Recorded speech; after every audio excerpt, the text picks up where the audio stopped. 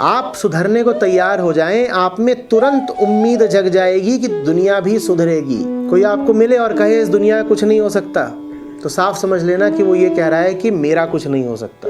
कोई मिले और कहे कि मेरी बीवी सुधरने से रही, तो साफ समझ लेना कि वो कह रहा है मैं सुधरने से रहा। जो सुधरने लगेगा उसको तत्काल दिख जाएगा कि सब सुधर सकते हैं, सबको सुधरना चाहिए, सब सुधरने को आतुर हैं। निर्मलता का, निर्दोषता का स्वाद ऐसा होता है कि फिर वो स्वाद तुम सब में बांटना चाहते हो। तुमसे ये बर्दाश्त ही नहीं होगा कि तुम तो निर्मल हो गए और बाकी सब मलिन रहे। तो तत्काल तुम में उम्मीद जग जाएगी। उम्मीद से आगे श्रद्धा।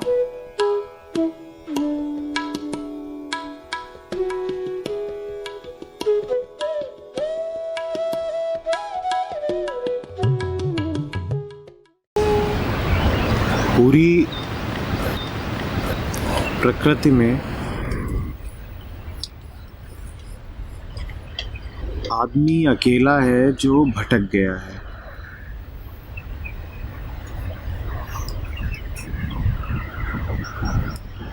और सब जितने भी हैं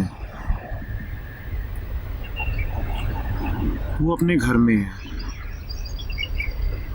वो वही हैं जहाँ उन्हें होना था।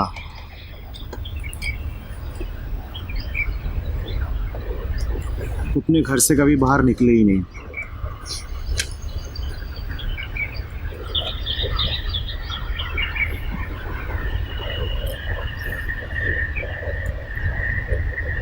चारों ओर देखोगे तो पाओगे कि हर तरफ एक निर्विकल्पता है।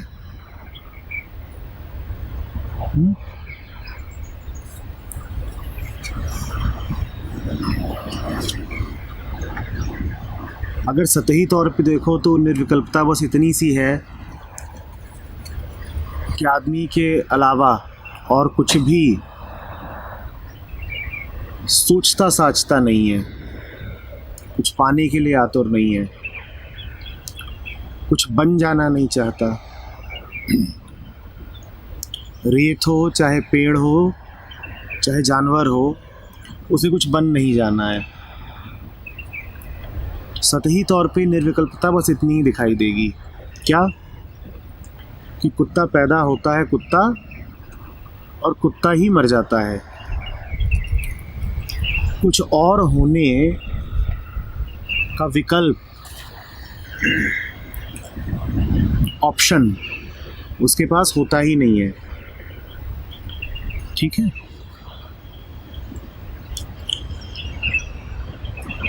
मैं कह रहा हूँ ये बात सिर्फ सतही है।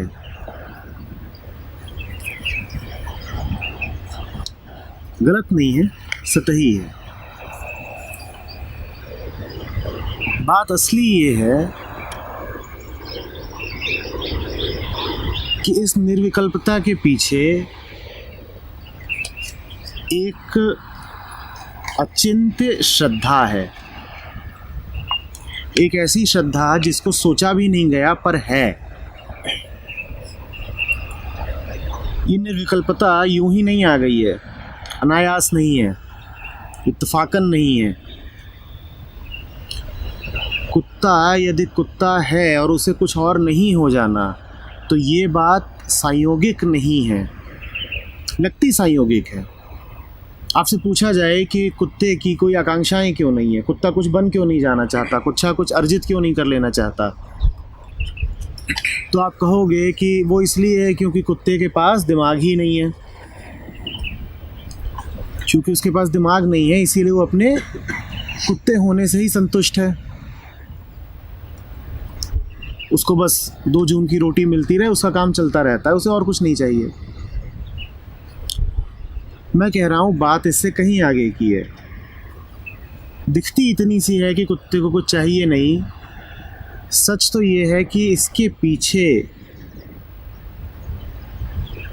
एक गहरी से गहरी श्रद्धा है जो पूरी प्रकृति में फैली ही हुई है, जो बस आदमी को उपलब्ध नहीं है, बाकी हर जगह है।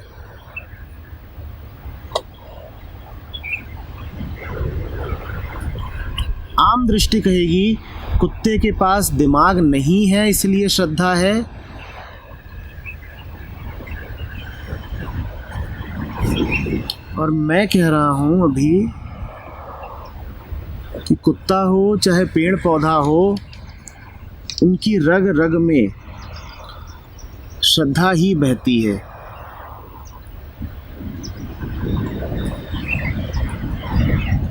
वो कोई सोची विचारी श्रद्धा नहीं है, वो तर्क विचार से आई हुई श्रद्धा नहीं है, वो बस है।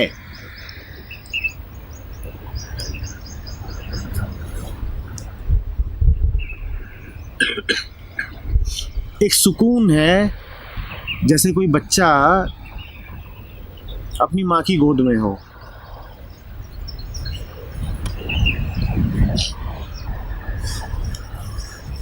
एक शांति है, जैसे कुछ छीन नहीं जाना है, कुछ पा नहीं लेना है।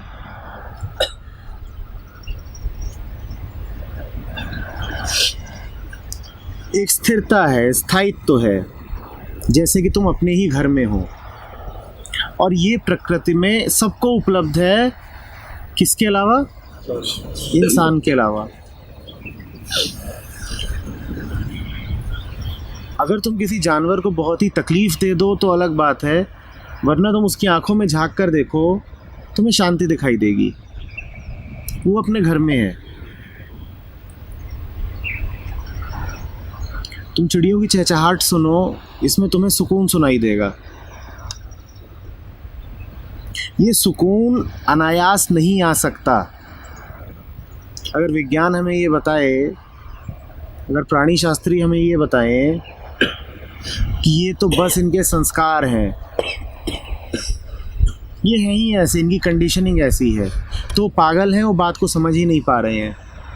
सच तो ये है कि चिड़िया और कुत्ते और पेड़ और नदियाँ और रेत कोई ऐसा राज जानते हैं जो इंसान को नहीं पता, और इसी कारण उन्हें शांति उपलब्ध है, इसी कारण उन्हें सुकून उपलब्ध है। हमारा बड़ा मूर्खतापूर्ण अहंकार है कि हम सोचते हैं कि हम उनसे ऊपर हैं। जो ध्यान से देखेगा वो यही पाएगा कि असली राज तो उन्हीं पर खुला हुआ है, असली बात तो उन्हें ही पता है। तो यदि ऊपर कोई है भी तो कौन है, हम कि वो?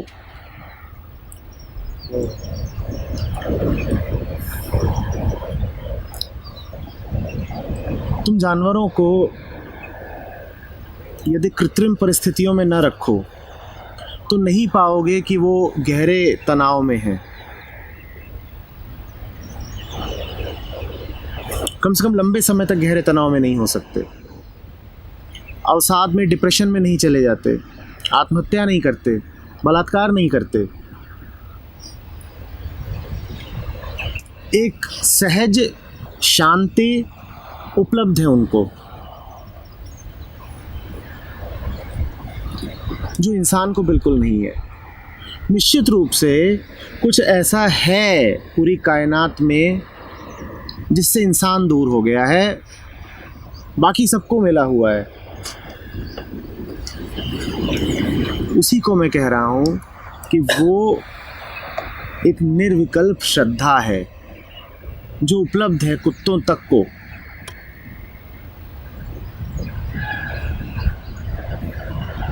बात समझ रहे हैं? जैसे कि बहुत पहले उसने तय ही कर लिया हो कि सब ठीक है और अब आगे मैं कभी कुछ सोचूंगा ही नहीं, और चूंकि अब उसने तय ही कर लिया है कि आगे अब मुझे कुछ सोचना ही नहीं है क्योंकि सब ठीक है, मैं अपने घर में हूँ, मैं पिता की गोद में हूँ, तो सोचता नहीं है इस कारण, और उसके न सोचने को हम उसकी हीनता समझ लेते हैं। हम सोचते हैं कि उसमें कोई खोट है जो उसे सोचना नहीं पड़ता। सही बात तो ये है कि उसे समाधान मिल गया है, वो क्यों सोचे? सोचना तो समस्या का प्रतीक है। यदि आपको सोचना पड़ रहा है बार बार तो इसका अर्थ यही है कि आप समस्याग्रस्त हो, कोई उलझन है आपके सामने। यदि कोई उलझन हो ही ना तो कोई सोचेगा क्यों?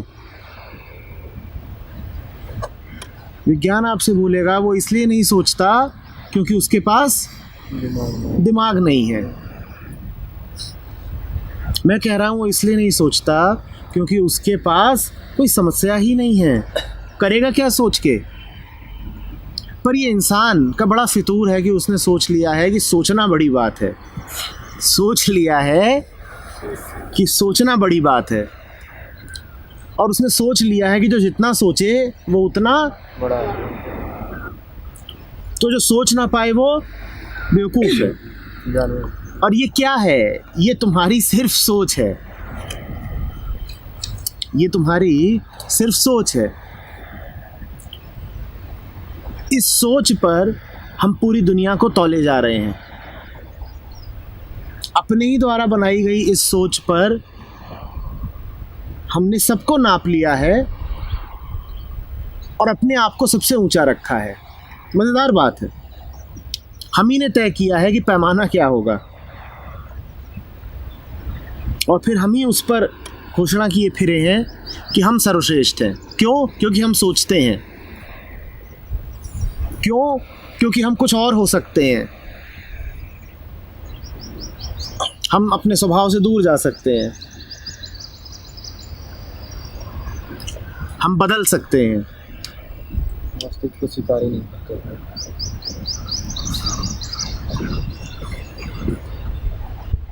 समझ रहे हैं?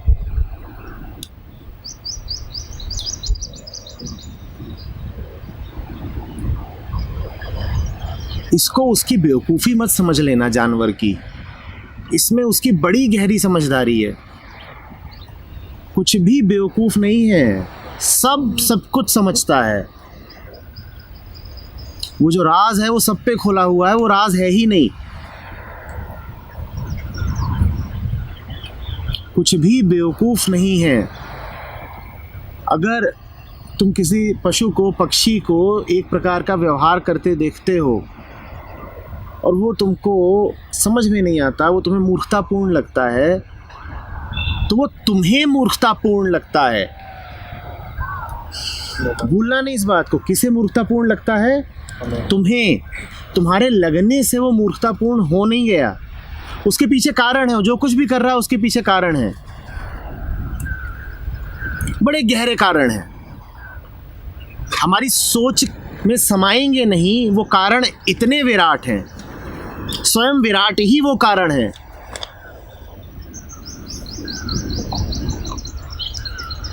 बात आ रही समझ में? ये पक्षी ऐसे ही नहीं गाते। जो आवाज़ आ रही है चिड़िया की, ये फालतू ही नहीं है। वो कुछ अभिव्यक्त कर रही है। क्या? कुछ विशेष नहीं, भाषा नहीं है उसके पास, या ये कह लो कि नियम कायदों में बंधी हुई भाषा नहीं है हमारे पास, उसके पास।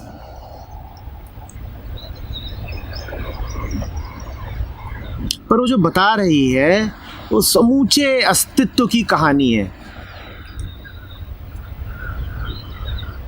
तुमको सुनना नहीं आता ये अलग बात है, कहानी तो कही जा रही है। हमें सुननी नहीं आती सो अलग बात है। उसको बेजुबान मत कह देना, उसको बेदिमाग मत कह देना, किसी भी अर्थ में उसको हीन मत समझ लेना। उसको सब पता है, और उसको इतनी गहराई से पता है कि उसे उस बारे में अब विचार नहीं करना पड़ता। यहाँ तक कि तुम उससे अब पूछोगे कि तुझे क्या पता है, तो बता भी नहीं पाएगी कि उसे क्या पता है, क्योंकि उसको जो पता है वो अब उसकी मांस मज्जा बन गया है, वो उसके रेशे रेशे में समा गया है। इतनी गहराई से पता है कि अभिव्यक्ति अब संभव ही नहीं रही। तुम्हें भी जब वास्तव में कुछ पता चल जाएगा तो अभिव्यक्ति संभव ही नहीं रहेगी। क्योंकि तुम्हें पता नहीं होता है, इसीलिए तुम बोल पाते हो कि मुझे पता है। याद रखना, तुम अभिव्यक्त उसको ही कर पाओगे जो आधा अधूरा पता होगा। जब पूरा पता चल जाएगा तो तुम भूल जाओगे कि तुम्हें पता है। जब पूरा जान जाओगे तो बिल्कुल स्मरण नहीं आएगा कि जानते हो। पूरी प्रकृति उसी स्थिति में है। वो इतनी ज़्यादा जानती है और इतनी गहराई से जानती है और इतनी करीबी से जानती है कि उसको अब स्मरण भी नहीं है, उसको अब विचार भी नहीं है कि हम जानते हैं। तुम पूछोगे यदि ये सामने छोटा सा पौधा है कि तू क्या जानता है, वो तुम्हें कुछ बता नहीं पाएगा, शब्दों में नहीं बता पाएगा। हाँ, उसका होना ही पूरी कहानी कह रहा है इस बात की कि उसको क्या पता है। वो संतुष्ट है, वो समाधिस्थ है, उसके होने को लीन है। उसके होने को पढ़ सको तो बिल्कुल जान जाओगे कि उसको क्या पता है। उससे भाषा में पूछोगे तुझे क्या पता है, वो नहीं बता पाएगा। उसके होने को पढ़ लिया तो सब स्पष्ट है।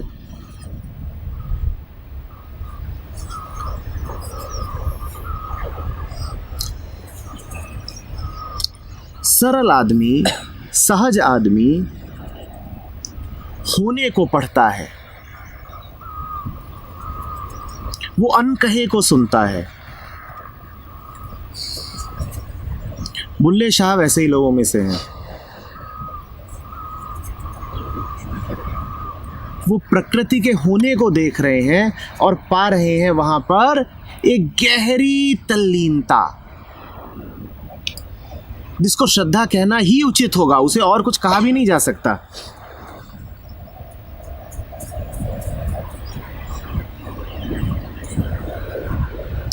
समझ रहे हो?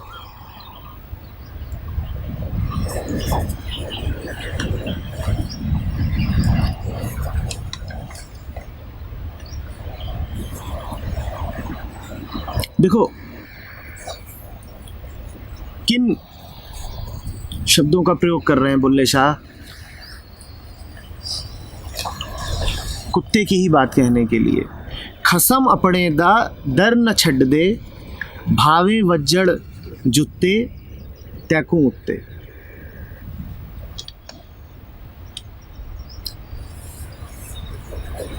अपने खसम का दरवाज़ा छोड़ के वो कहीं नहीं जाते। खसम को ये ना समझ लेना कि जो कुत्ते का मालिक होता है। कुत्ते का एक ही मालिक है कुत्ते का तो एक ही मालिक है। कौन? वही। तुम नाहक ही अपने आप को कुत्ते का मालिक बोले रहते हो, मेरा कुत्ता मेरा कुत्ता। तुम 2 रोटी डाल देते हो, इससे तुम मालिक नहीं हो गए कुत्ते के। शोषण कर सकते हो उसका, पर मालिक तो एक ही है। पूरी प्रकृति का मालिक तो एक ही है, वही परम पुरुष जो है। खसम अपने दा दर न छड्ड दे। कुत्ता शिकायत नहीं करेगा, उसको चोट भी लग जाएगी तो उसे दर्द हो सकता है, पर शिकायत का भाव उसमें नहीं उठेगा। जब तक पीड़ा हो रही है वो उस शारीरिक कष्ट से तड़पेगा, पर बस इतना ही। उसको वो अपनी मानसिक बीमारी नहीं बना लेगा।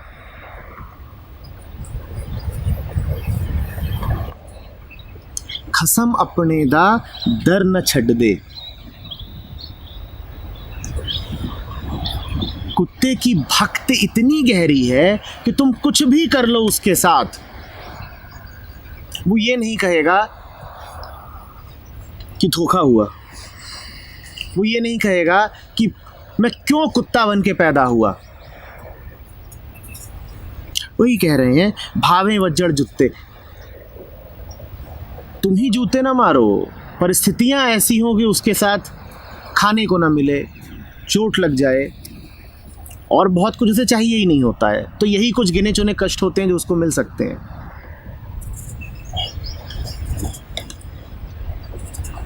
बात आ रही समझ में?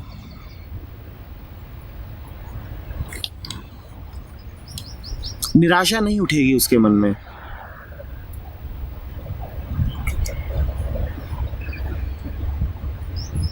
अहंकार नहीं है ना।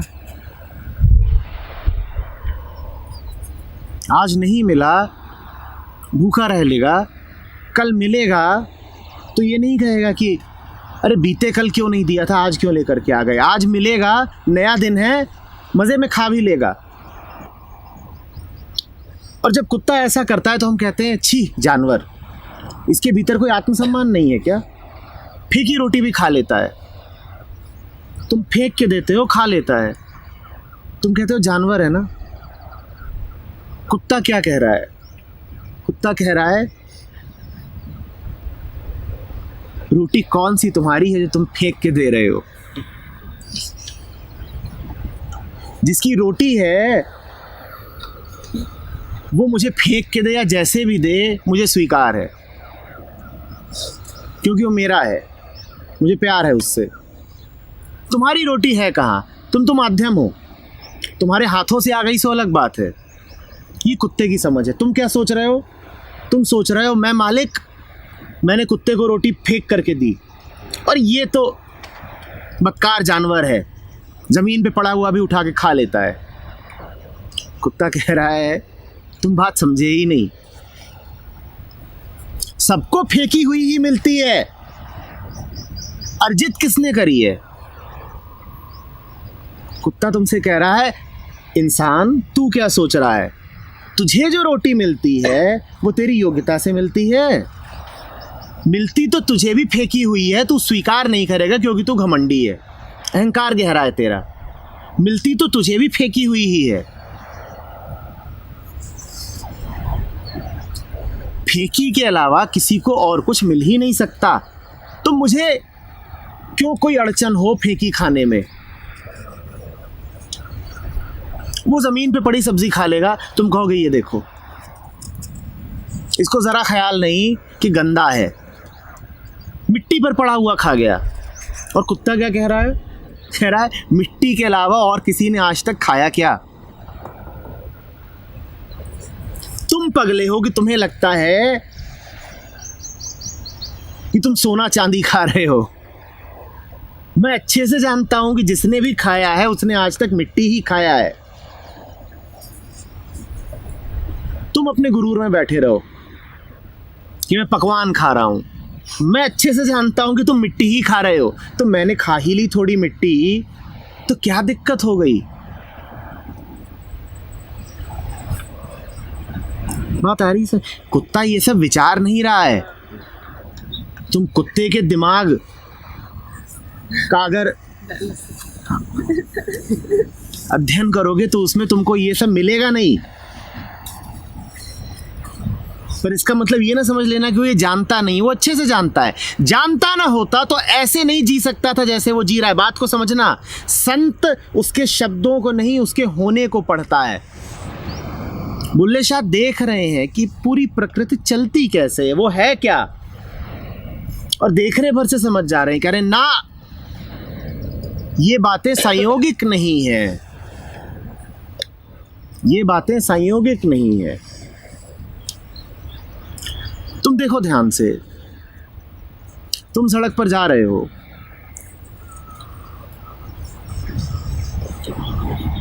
तुम अपने आप को इंसान कहते हो, तुम्हारे पास ताकत है, तुम कहते हो तुम्हारे पास दिमाग है, और एक छोटा सा कुत्ता है और तुम्हारा दावा है कि उसके पास कुछ नहीं है और वो मरियल सा है, और तुम देखते हो तुम्हारे पीछे आ गया है और पूंछ भी हिला रहा है, तुम्हारे साथ लगा हुआ है, और तुम जो ही उसको पीछे मुड़ करके देखते हो, तुम्हारा क्या होता है? तुम डर जाते हो। और कुत्ता क्या कर रहा है? वो मजे ले रहा है, वो पूंछ हिला रहा है, वो तुम्हारे पीछे पीछे आ रहा है। ये जो इंसान है जो अपने आप को ताकतवर बोलता है, ये उस छोटे से कुत्ते से, जबकि उस कुत्ते ने ऐसा कुछ अभी किया नहीं है। और वो जो कुत्ता है जिसको तुम कहते हो कि पागल है, बेवकूफ है, वो मजे में तुम्हारे साथ लगा हुआ, उसे डर बिल्कुल नहीं लग रहा। डर उसे ही नहीं लगता जो ताकतवर होता है। तो ताकतवर कौन हुआ, तुम या वो मरियल सा छोटा सा कुत्ता? ध्यान दो, दो लोगों का आमना सामना हो रहा है, तुम्हारा और उस कुत्ते का। दिखने में ऐसा लगता है कि ताकत तुम्हारे पास है, पर अगर ताकत तुम्हारे पास होती तो तुम डर क्यों जाते? वो मरियल है तब भी मजे में है और पूछ हिला रहा है, हालांकि तुम बिल्कुल नहीं जानता। और सही बात तो ये है कि इंसान कुत्ते से कहीं ज्यादा कटैला होता है। कुत्ता तुम्हारे पीछे लगे तो आमतौर पे उसमें नुकसान किसका होना है? कुत्ते का ही होना है, क्योंकि इसकी संभावना तो कम ही है कि तुम्हें काट लेगा, इसकी संभावना कहीं ज़्यादा है कि तुम उसे ज़ोर से पत्थर मार दोगे। और ऐसा होता है कि नहीं होता है? कुत्ता चाहे काट रहा हो या ना काट रहा हो, हम पत्थर मारने को तो हमेशा तैयार हैं।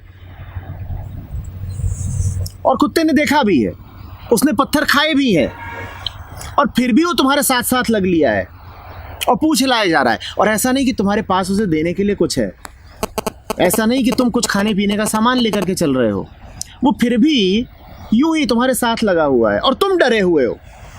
ताकतवर कौन है? कौन ताकतवर है? और उसके पास क्या ताकत है? नहीं, वो सोच नहीं सकता।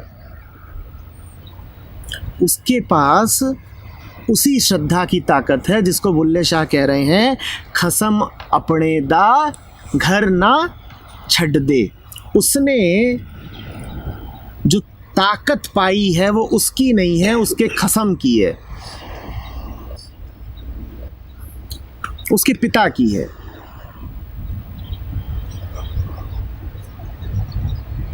उसके स्वामी की है। बात समझ में आ रही है? तुम मालिक से दूर हो, वो नहीं दूर है, उसके पास वो ताकत है।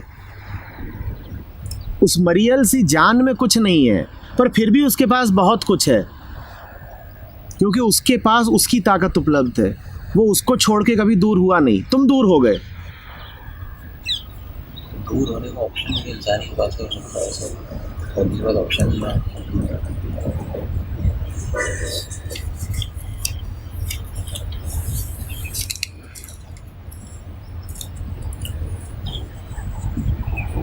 आ रही बात समझ में?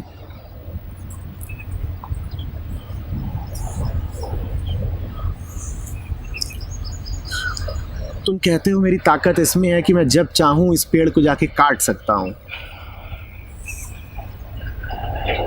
तुम्हें कैसे पता है कि पेड़ कटने को भी राजी नहीं है?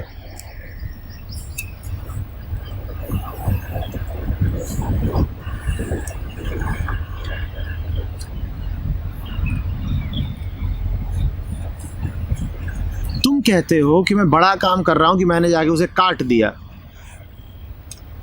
तुम्हें कैसे पता कि वो खुद ही नहीं कह रहा है कि ठीक अब वक्त आ गया है तो कट भी लेंगे?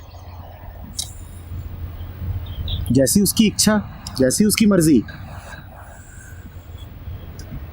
मैं फिर कह रहा हूं, वो इस बात का विचार नहीं करेगा, वो इस बात को कभी शब्दों में अभिव्यक्त नहीं करेगा कि ठीक परमात्मा आज आखिरी दिन है, कुल्हाड़ी लेके आ रहा है सामने से,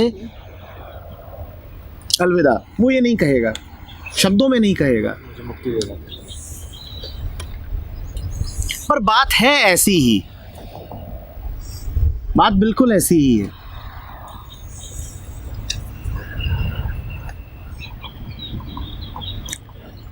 और अगर तुम संतों के करीब जा सको, थोड़ा भी बुल्ले शाह जैसे हो सको,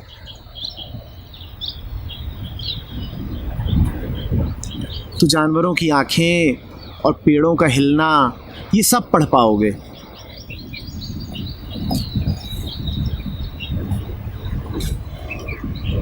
समझ रहे हो?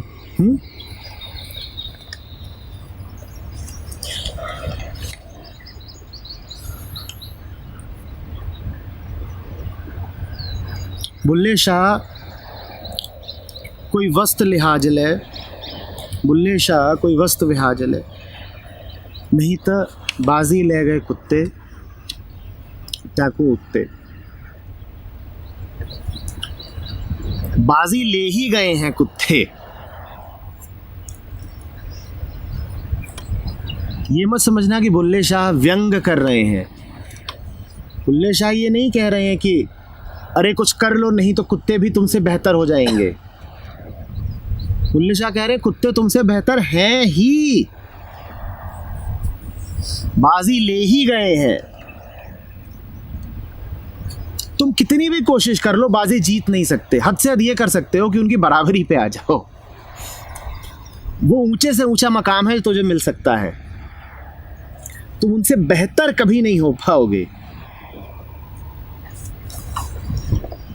जो पहले ही पहुंचा हुआ है, जो पहले ही अपने घर में है,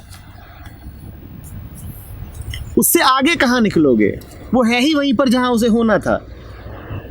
उससे बाजी अब तुम जीतोगे कैसे? हाँ, तुम वैसे ही हो सकते हो, उससे बढ़कर कुछ नहीं हो सकते। ये बढ़ना ही तुम्हारी बीमारी है, ये बढ़ना ही तुम्हारी बीमारी है।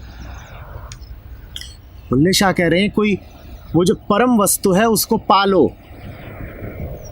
वो कौन सी परम वस्तु है? वो वही परम वस्तु है, वो वही चीज है जो सबको ही मिली हुई है, जो सभी के रेशे रेशे में समाई है, जो हर इंसान का, हर चीज का मूल तत्व है। तुम्हारा भी है, पेड़ पौधों का, पशुओं का ही नहीं है, तुम्हारा भी है, पर तुम उसे भूले बैठे हो। और भूले क्यों बैठे हो? क्योंकि स्मरण का तुम एक ही तरीका जानते हो, विचार। जब कहूंगा मैं कि तुम भूले बैठे हो तो तुम क्या कोशिश करते हो? कि याद करूं। और ये याद करना क्या है? कि सोचूं। तुम स्मरण करने का मात्र एक ही तरीका जानते हो, स्मृति। स्मरण का जो दूसरा तरीका होता है, जो एकमात्र वास्तविक तरीका होता है, वो हम जानते नहीं। वो कौन सा होता है? वो तरीका होता है ध्यान का, वो होता है भक्ति का, बोध का। उसमें पता नहीं कहां से सब याद आ जाता है। जो ना देखा, ना सुना, ना पढ़ा, वो याद आ जाता है। और तुम कहोगे ये कहां से पता चल गया? आज से पहले तो किसी ने बताया भी नहीं था, मुझे कहां से पता चल गया? ये होता है उस शून्य अवस्था में जिसको ध्यान से पहुंचा जा सकता है, जिसको भक्ति से भी पहुंचा जा सकता है। अचानक सारे राज खुल जाते हैं और तुमने किसी से सुना नहीं है, इंद्रियों से कोई अनुभूति नहीं हुई है, पर सब पता चल गया है। और ऐसा पता चला है कि तुम्हें उसमें पूरा पूरा विश्वास है। अब कोई तुमसे कहे कि ना ना ना ना ना, ये तुम्हें बस लग रहा है, ऐसा है नहीं, तुम मानोगे नहीं। तुम कहोगे ना, पक्का पता चल गया है। कैसे पता चल गया है ये मत पूछना, पर पता चल गया है। नदी ने बता दिया, चुपचाप बैठे थे, बस यूं ही जान गए। आसमान से उतरी कोई बात और हमें पता चल गई। कहां से आई ये मत पूछो।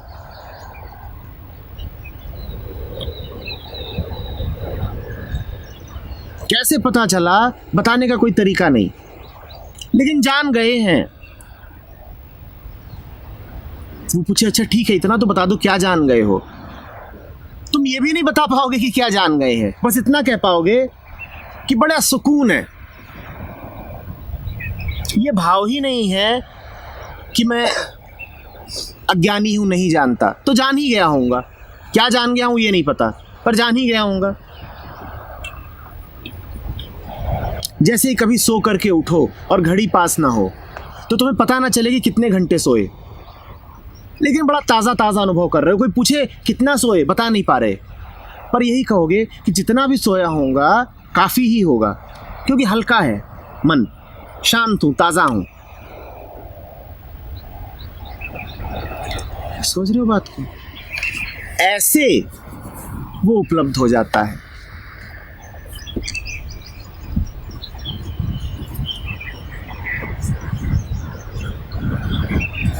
देखो, भारत ने इस बात को हमेशा से जाना है।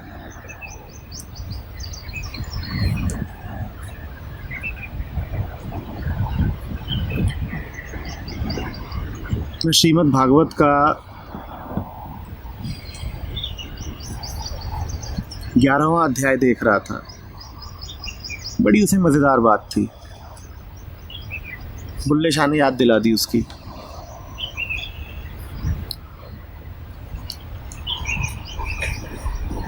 वो कहता है वहाँ पर कि ऐसे हो जाओ कि सारे शास्त्रों को पढ़ने के बाद भी पशु जैसे रहो, तब तो तुमने कुछ पाया।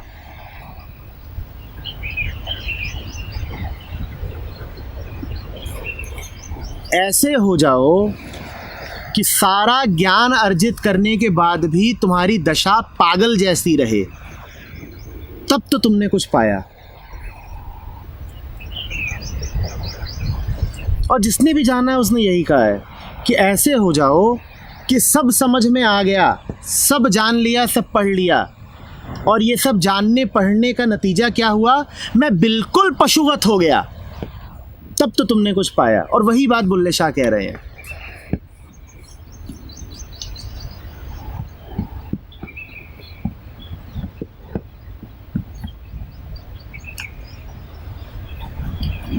समझ रहे हो? ज्ञान तुमको संस्कार न दे दे। मैं दुआ करता हूं तुम सबके लिए कि ज्ञान तुम्हें कुत्ता बना दे। तो हम भी दुआ कर रहे हैं।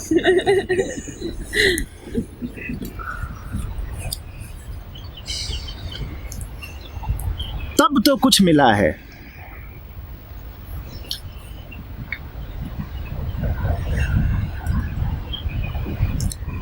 कुत्ते की तरह हो जाओ, जिसको कह रहे हैं बुल्ले शाह कि इधर भौंकते हैं उधर भौंकते हैं, फिर जाके कूड़े के ढेर पे पड़ जाते हैं। ऐसे ही हो जाओ, जाके कूड़े के ढेर पे पड़ जाओ। ऐसे नहीं कि कहा गया कि बाहर आकर के लेटो रेत पर, तो कह रहे हो रेत पर। अरे हम संस्कारी लड़कियां हैं।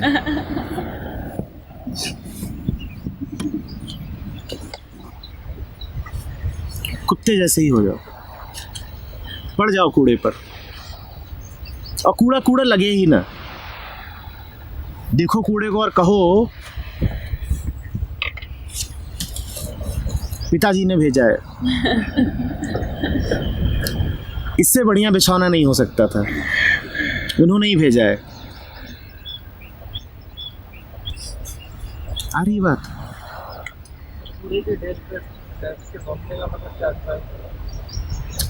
मस्त है, बैठे हैं, कुछ और नहीं।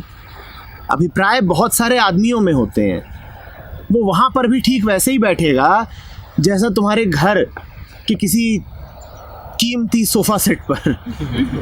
तुम्हें अंतर नहीं दिखाई देगा।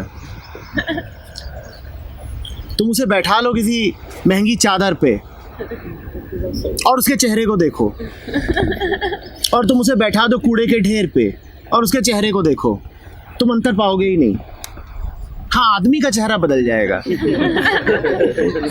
बस इतना ही है।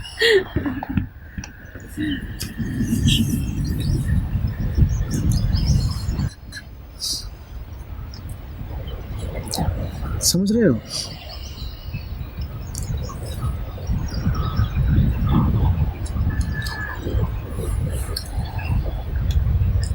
संस्कारों के दो तल होते हैं। एक तल होता है सामाजिक। तो पहला काम तो यही होता है कि जो समाज से पा लिया उससे मुक्त हो जाओ। जो समाज ने तुम्हारे ऊपर डाल दिया है उससे मुक्त हो जाओ। यही कारण है कि एक बुद्ध को समाज छोड़ करके प्रकृति के पास जाना पड़ता है।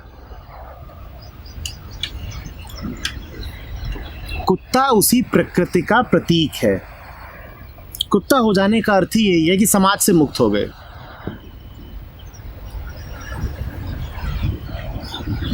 कुत्ता ठीक वही बोधि वृक्ष है जिसके नीचे बुद्ध बैठे थे। एक ही बात, दोनों प्रकृति हैं। समाज से मुक्त हो गए। यदि भागवत हमसे कहता है कि पशुवत हो जाओ, तो उसका अर्थ यही है कि अब तुम्हारे ऊपर समाज का कब्जा नहीं रहा।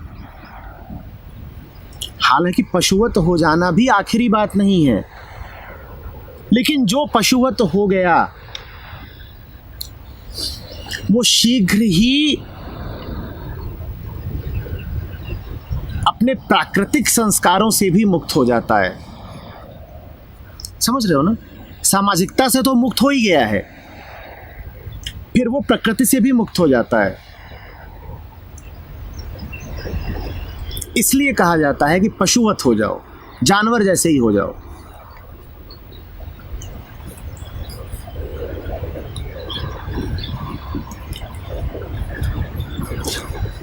तुम हो, उस पर पहली परत चढ़ती है प्रकृति की। प्रकृति तुम्हें पौधा बनाती है, पत्थर बनाती है, पेड़ बनाती है या इंसान बनाती है। वो पहली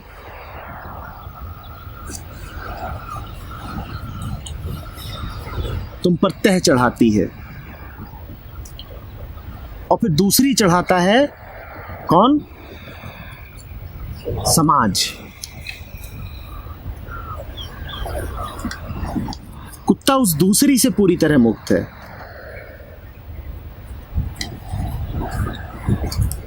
इंसान जब दूसरी से मुक्त होकर पहले में आता है तो मैं कह रहा हूं वो जल्दी ही पहले से भी मुक्त हो जाता है।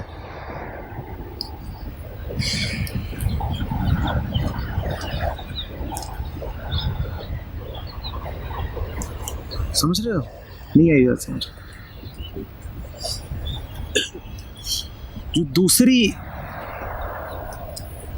लेयर है वो है जो पहचाने तुमने 50 बना रखी है।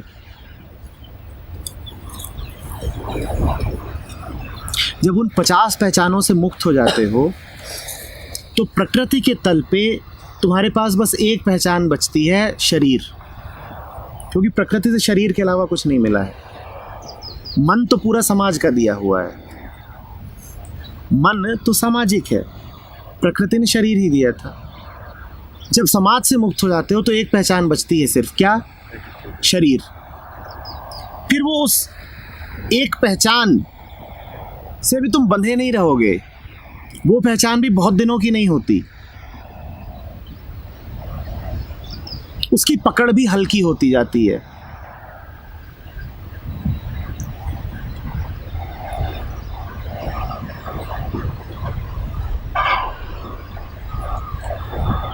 पूरी तरह मुक्त हो जाते हो।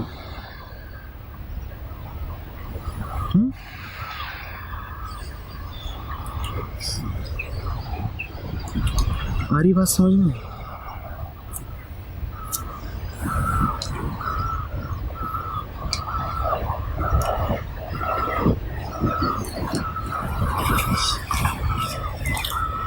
जो कुछ है, जहां है, देखो खुश है। इतना खुश है कि उसे अपनी खुशी व्यक्त भी नहीं करनी पड़ रही, उसके होने में ही उसकी खुशी है। तुम किसी स्वस्थ पौधे को देखो, उसे हंसना नहीं पड़ेगा। क्यों? क्योंकि उसका स्वास्थ्य ही उसकी खुशी है। तुम नदी को देखो, वो कहेगी नहीं कि बड़ी प्रसन्नता मिली, उसका बहना ही उसकी खुशी है। तुम चिड़िया को देखो, वो चिल्लाएगी नहीं कि आह्लादित हूं, उसका फुदकना ही उसकी खुशी है।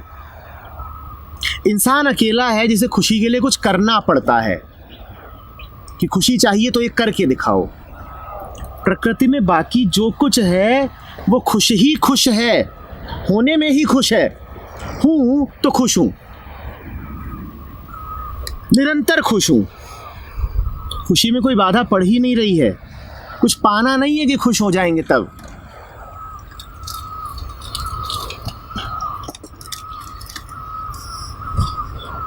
बात आ रही समझ में? ये सब मस्त है, मगन है। देखो चारों तरफ देखो, सब बिल्कुल मगन है। बस हमारे मन में अगन है। हमें आग लगी हुई है। I want a job.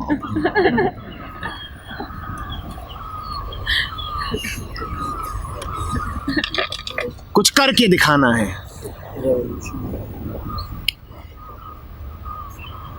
क्रांतियां उठा देनी है। हाँ,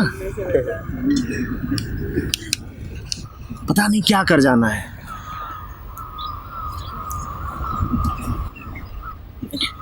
ये आसमान, ये बादल, ये रास्ते, ये हवा, हर एक चीज़ है अपनी जगह ठिकाने पर। सब कुछ अपनी जगह ठिकाने पर है, बस हमारा दिमाग ठिकाने पर नहीं है।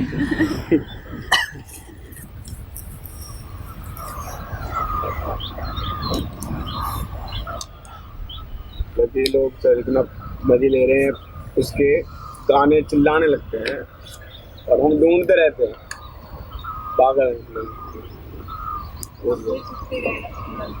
हाँ, अरे उसने, इससे बड़ा सम्मान तुम्हारा नहीं हो सकता। कुत्ता रत्न।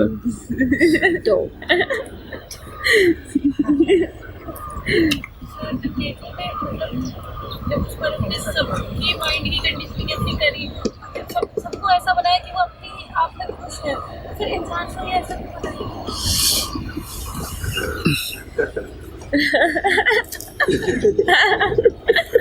भगवान से मुझे पता है, उसी से पूछना। Just because he can. इस राज से पर्दा वही हटा सकता है, मुझे तो नहीं पता। पिछली बार बाहर घूमने गए थे तो मैं लेटा हुआ था, एक कुत्ता आकर के साथ में बैठ गया, तो एक फोटो खिंच गई। तो अभिषेक मेरे पास उस फोटो को फ्रेम में डलवा के लेकर के, तो हुआ कि इसको अब टाइटल देना है, तो क्या दिया जाए।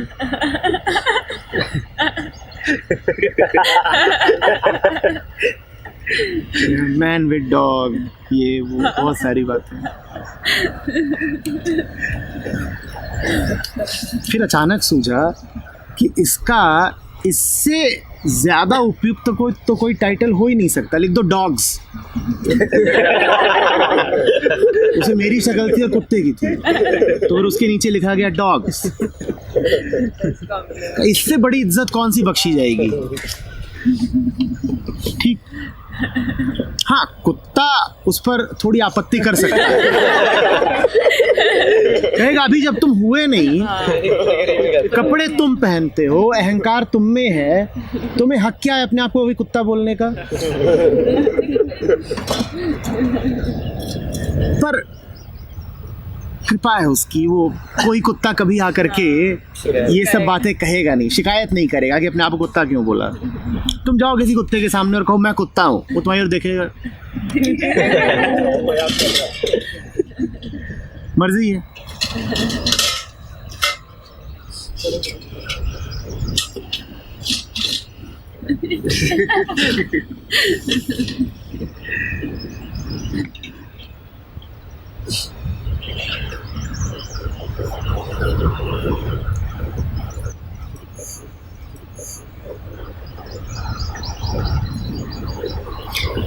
ये सब जाना जा रहा है, समझा जा रहा है, उसका प्रयोजन यही भर है, बस समझ लेना। तुम यहाँ इसलिए नहीं आए हो कि कुछ और भर करके ले जाओगे, तुम अपनी नग्नता हासिल करने आए हो। और हासिल कहना भी ठीक नहीं है, मैं कहूँगा तुम अपनी नग्नता को पुनः प्राप्त करने आए हो। वो मिली ही हुई थी, तुमने उसे खो दिया, तो उसे दोबारा हासिल करने आए हो।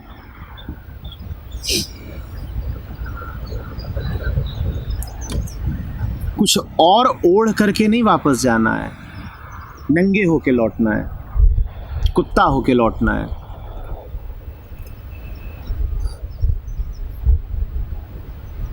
बात समझ रहे हो ना?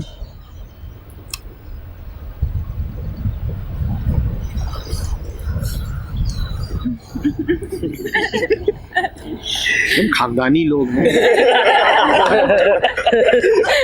कैसी बातें कर रहे हैं।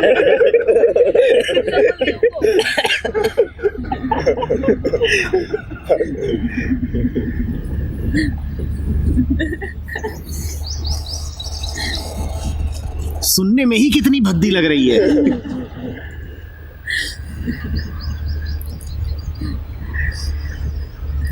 सत्य की गरिमा को देखो, उसे तुम आदमी बोलते हो तब भी सह लेता है।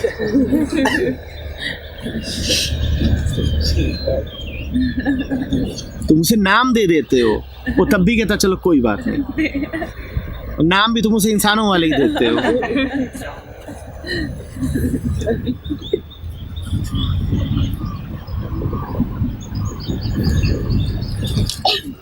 हरी बात समझ में।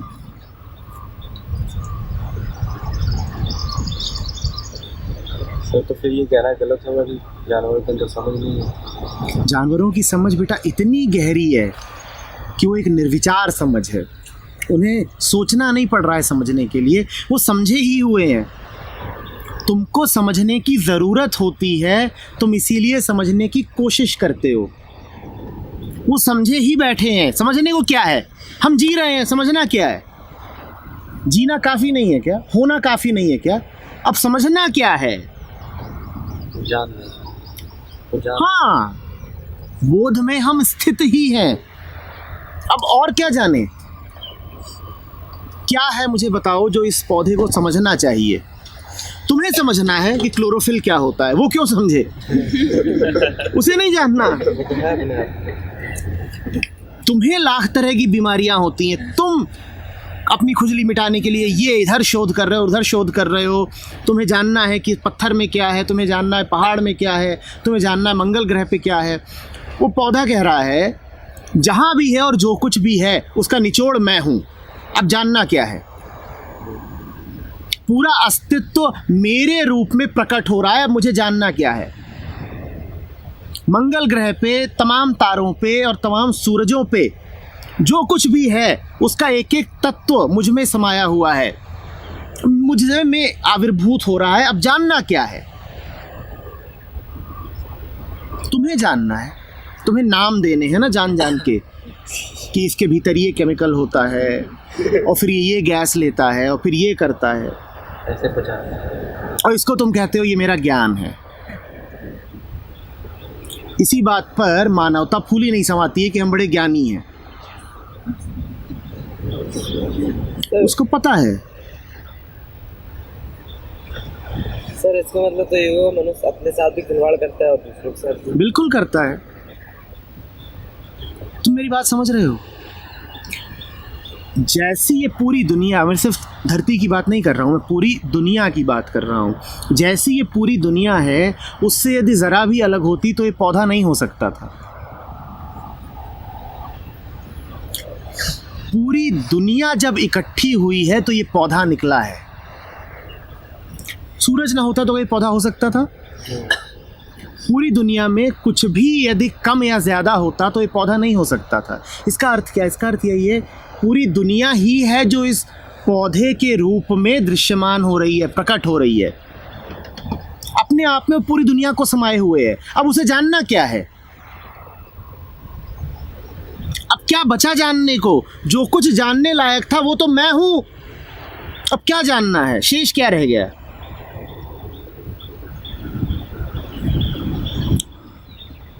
समझ रहे हो बात को? ज्ञान अर्जित करने की बीमारी हमें है, सूचनाओं को संग्रह करने की बीमारी हमें है, न जीने की बीमारी हमें है, दिमाग में बैठे रहने की बीमारी हमें है।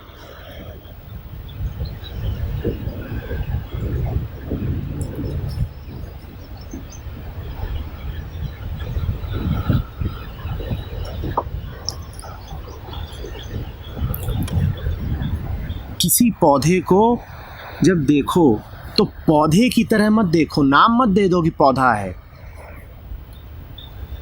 समष्टि प्रकट हो रही है, जो टोटल है, जो कंप्लीट है, वो इस पौधे के रूप में तुम्हारे सामने है। उसे झुक करके प्रणाम करना सीखो।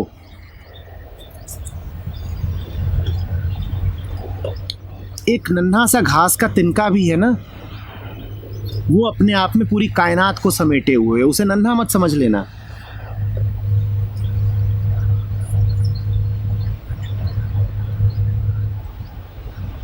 इससे बड़ी भूल नहीं हो सकती कि तुम जानवरों को हीन समझो।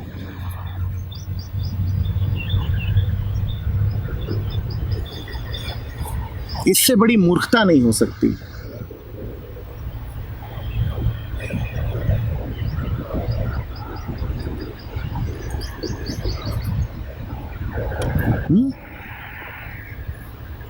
और ये बात बिल्कुल मन से निकाल दो कि मनुष्य सर्वश्रेष्ठ है।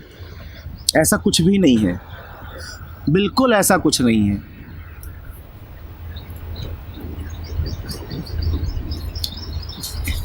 ये बातें भी तुम्ही ने कह दी हैं कि man is God's best creation. God नहीं कहने आया था।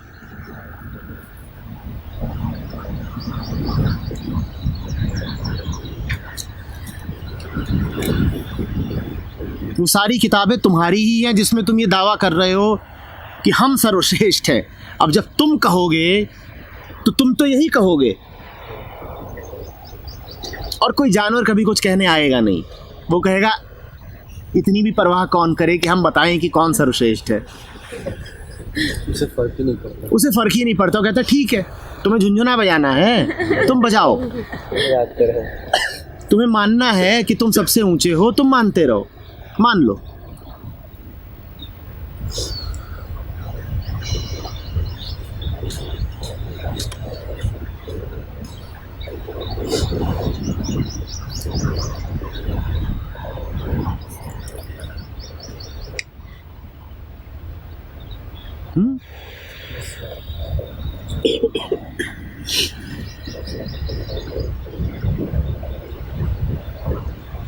अब देखो रेत को, देखो सबको, और देखो सब कैसे अपनी अपनी जगह पर बिल्कुल ठीक है,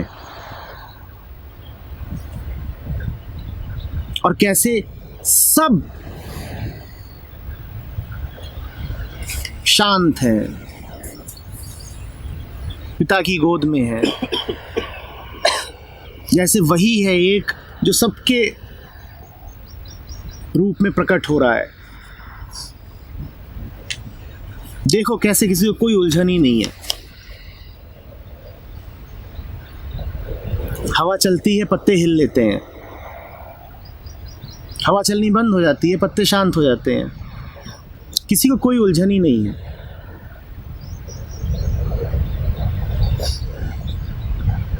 पड़ी है रेत, तुम दबा देती हो, दब जाती है। नहीं दबाओगी, नहीं दबेगी, कोई दिक्कत नहीं, ठीक।